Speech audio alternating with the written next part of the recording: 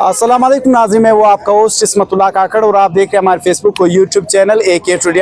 नाज़रीन, 16वां कानून साज असम्बली के कायदेवान के लिए आज इंतखाब हुआ है, जिसमें मियाँ शहबाज शरीफ जो है 201 वोट लेकर वज़ीर आज़म इस्लामी जमहूरिया पाकिस्तान मुंतखब हुए। इस वक्त मेरे साथ इस असम्बली के जो नया असम्बली में नए चेहरे इस बार हमको देखने को मिले। क्वेटा से जो है 3 कौमी असम्बली के हल्के, तीनों नए, बल्कि 2 यंगस्टर है इसमें। मलिक आदिल बाज़ई जो है आया है नया कौमी असम्बली का मेंबर। मेरे साथ इस वक्त पीपल्स पार्टी के नौ मुंतखब MNA जो कि यंगेस्ट MNA पाकिस्तान का मुंतखब हुए, जमाल रेसानी साहब मेरे साथ खड़े हैं। इनसे बातचीत करते हैं कि पाकिस्तान के पॉलिटिक्स में नए डेवलपमेंट हो रहे, इस हवाले से आप इन पर क्या नज़र रखते हैं सर? काकड़ साहब, सबसे पहले बहुत शुक्रिया, आपने इंटरव्यू का मौका दिया। सबसे पहले तो बहुत खुशाइंद बात है, जैसे आपने अर्ज़ किया कि मलिक आदिल बाज़ई भी आया है, हमारे भाई हैं, वो भी मेरे ख्याल से नौजवानों का पहली दफ़ा है, नौजवानों का जो वो क्या कहते हैं पॉइंट ऑफ व्यू है वो भी इजहार ख्याल कर सकेगा।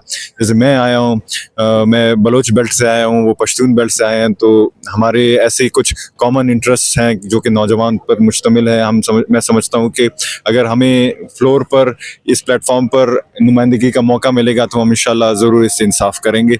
और अच्छी बात है कि इस सिस्टम में नए चेहरे आए हैं, क्योंकि पुराने ठीक है उनका अपना एक सियासी कद होगा, उनका सियासी शख्सियत होगा, लेकिन नए चेहरों का आना इसलिए इम्पोर्टेंट है कि चैलेंजिंग होगा। कंपटीशन जब तक नहीं होगा तब तक मेरे ख्याल से अच्छा सियासत नहीं हो पाएगा। जब आपने सर कंपटीशन की बात की, तो इस वक्त जो है पिछले 2 साल से पाकिस्तान में पॉलिटिकल इंस्टेबिलिटी आ रही है।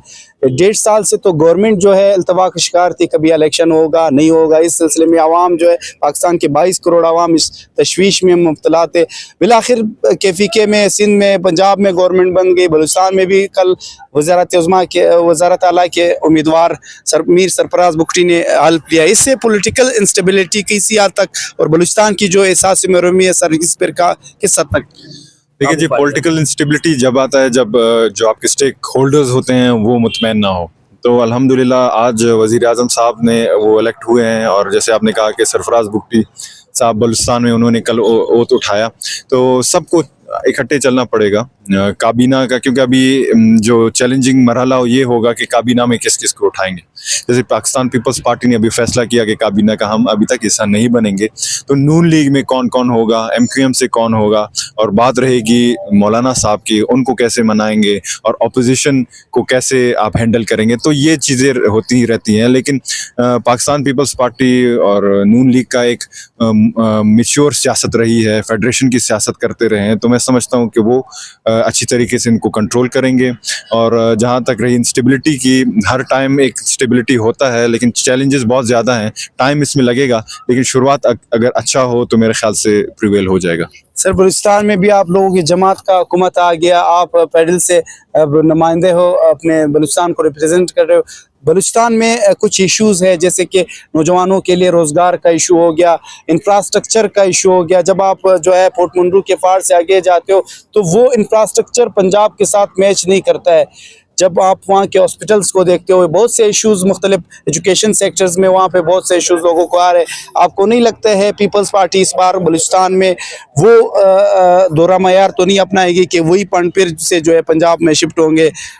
मुझे नहीं लगता कि ऐसा होगा। पाकिस्तान पीपल्स पार्टी इंशाल्लाह ताला पूरा मुखलिस होकर अपने लोगों के लिए काम करेगा, और जहाँ हम मरकज़ में बैठे हैं, जहाँ हमारी सूबे की हक तलफी होगी, हम तालियां बजाने वालों में से नहीं है, हम उठने वालों में से हैं और मजम्मत करने वालों में से। दूसरी बात यह है कि करप्शन को उसका खात्मा करना पड़ेगा हमें।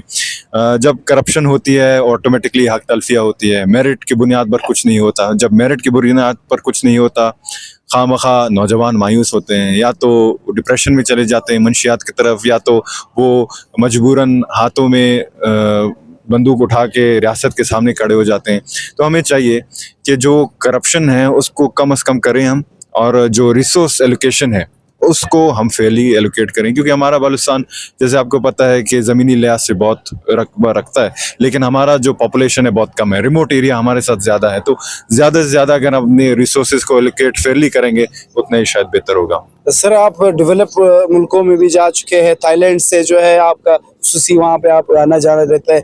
जब हम डेवलपमेंट के हवाले से डेवलप कंट्रीज़ को देखते हैं तो वहाँ के जो पार्लियामेंटेरियन होते हैं वो कानून साजी करते हैं, आवाम के लिए सहूलियात लाते हैं, बल्कि बदकिस्मती से हमारे बलूचिस्तान और पाकिस्तान के कुछ हल्कों में ऐसे सियासतदान आते हैं जो कि अपने भाई को या किसी कज़न को ठेकेदार बनाते हैं, तो डेवलपमेंट की मद में वो ठेकेदारी करते हैं कानून बजाय कानून साजी के।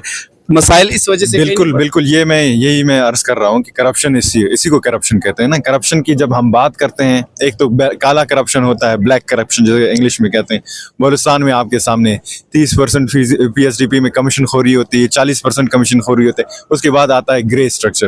ग्रे स्ट्रक्चर करप्शन में ये होता है कि अपने भाई को ठेके देना, अपने दोस्तों को, कजन को, ऐसे ही ठेका। और वाइट करप्शन जब होता है कुछ काम भी आप करें और दूसरे पैसे आप खा लें। इसको हमें हैंडल करना पड़ेगा। दूसरी बात यह है कि थाईलैंड का जो डेवलपमेंट का जो फ्रेमवर्क है वो 3 लेवल पर मुश्तमिल है। पहला है लोकल, प्रोविंशियल और फिर नेशनल। तो पाकिस्तान को भी चाहिए कि ग्रास रूट लेवल से हम स्टार्ट करें अपना डेवलपमेंट, क्योंकि ऊपर से हम नीचे नहीं आ सकते। अगर हम नीचे से ऊपर जाएंगे, आहिस्ता आहिस्ता अपने लोगों के जो इंफ्रास्ट्रक्चर के हवाले से डेवलपमेंट हो या बेसिक राइट्स के हवाले से डेवलपमेंट, वो हम आहिस्ता आहिस्ता डेवलप कर पाएंगे, उस पर हम काबी पा सकें। बहुत शुक्रिया अमीर जमाल रेसानी साहब, यकीनन आपने जो है कीमती टाइम दी हमें